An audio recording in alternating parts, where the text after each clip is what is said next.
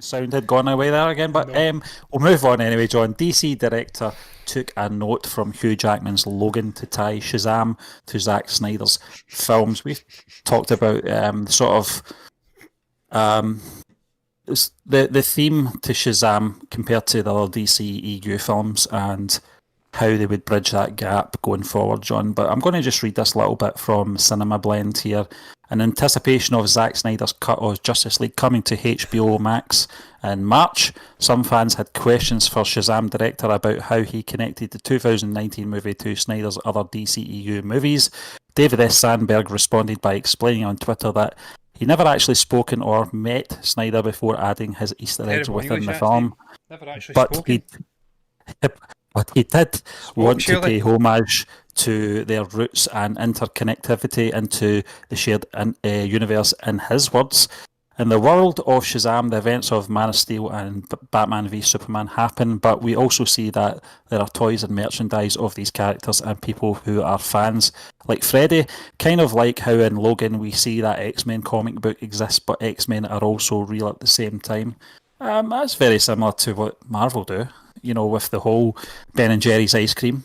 They've all got Hulk. different, yeah, they've all got different. And he was eating it at the end. Yeah, Shyster. exactly.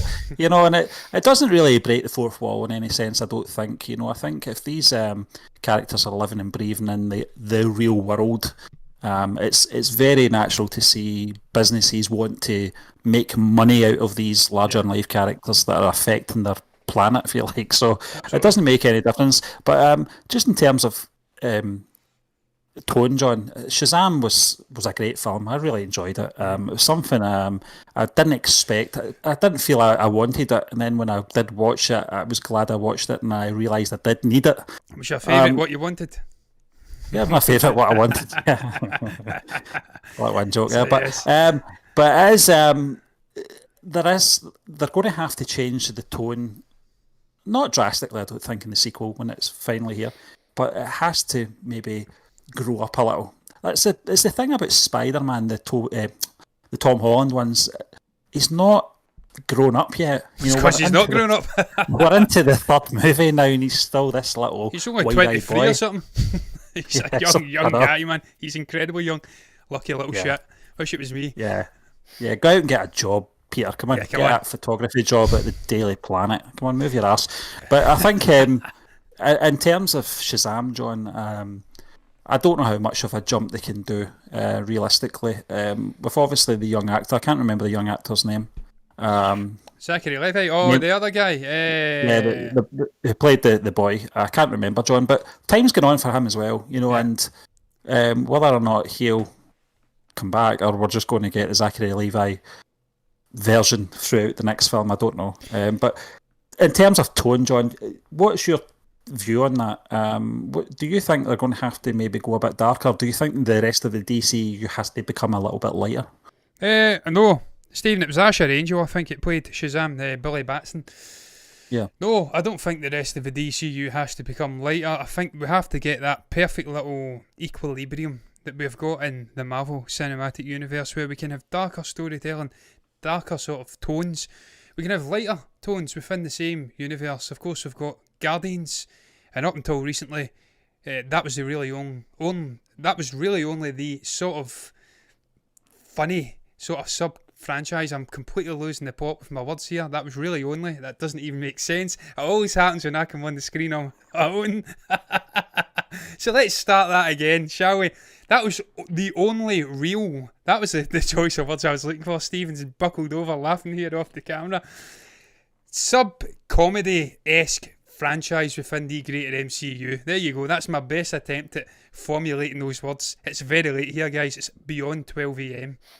We're speaking about movies. That's the way we like to do it for some strange reason. And then, of course, we got Thor Ragnarok with the great Taika Waititi. He came along, and it just seemed to balance that better, Marvel. The different tones, the different sort of genres within this cinematic universe, they seem to do it better than DC and Warner Brothers.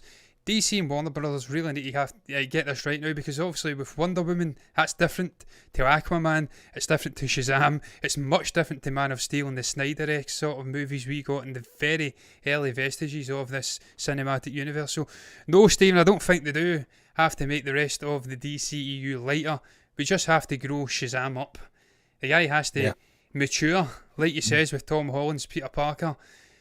Not too much though. We need to keep different tones, as I just says. We like to have that lightness, the darkness, and blend it in with the big ensemble releases. If indeed we are getting another Justice League at some point. Speaking about this quote in general, though, I like this. We've seen it in the Batman. There was hints that Superman may be a living, breathing thing within the Batman, the Matt Reeves Batman universe. There was a toy Superman, I think. Oh no, they were dressed up. It was Halloween. They were dressed up in costumes. I like that blending. It's unrealistic in these superhero movies to not have anyone hero worshipping these guys, not having toys, not having merchandise in general, no one dressing up at Halloween. It's as if they don't exist and it's a big secret, but they're on the TV and they're big superhero figures saving the world, so it makes sense. And I like the fact that they are taking inspiration from the Marvel side of things, DC. It means that there's no real tribalism within these companies like there is in the fan base. DC hates Marvel, Marvel hates DC. I don't buy into that shit at all. I love the both.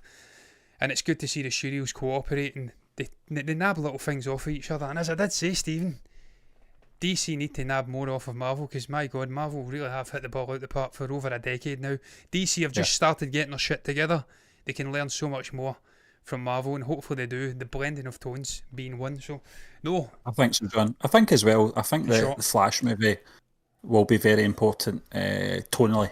I think that sort of character and where that's going to be going with its sort of multiverse theme is something that can have light in places and be very dark in places as well. So you just need that sort of blend. I think DC have been guilty of making too many of their big characters in their films too dark. The Man of Steel was a great film. We both liked The Man of Steel. It was a very dark film. Batman v Superman, very dark film. The Justice League, very dark film. Wonder Woman started to show some light, but had dark elements. Aquaman, I felt was probably kidnapping and sort of being a puppet master for some random guy and turning them into Steve. That was dark as hell. That was a kidnapping. That's a kidnapping. Patty, what are you doing? You're writing a male kidnapping story arc into your movie. What's going on, Patty? That was dark as hell. Let's just use this guy. I think Shazam just came at a time when, we needed it most. And Zachary Levi was fantastic in that film. I can't wait to see where they go with the character next. Stephen, I can't wait to see where they go with Black Adam and Dwayne Johnson, because that guy's a natural born comedian. He's charismatic as hell. These guys are going to have to face off at some point, and I cannot wait to see the last we get in that. We've seen it with Hobbs and Shaw, him and Jason Statham. That guy is hilarious on the screen, so we need to keep that balance. It can mature and it can become a little bit more serious. He's almost Superman level Shazam when he gets his shit together and matures, but we still keep that blend of humour in there because it just lightens the tone, as you did say. And Lord knows the Warner Brothers executive were moaning and bitching and whinging about dark tones and overly long running times, so I'm sure they'll have their say on it as well, and it'll ultimately be kept in that light tone. So, no doubt, John, but we'll move swiftly on to our last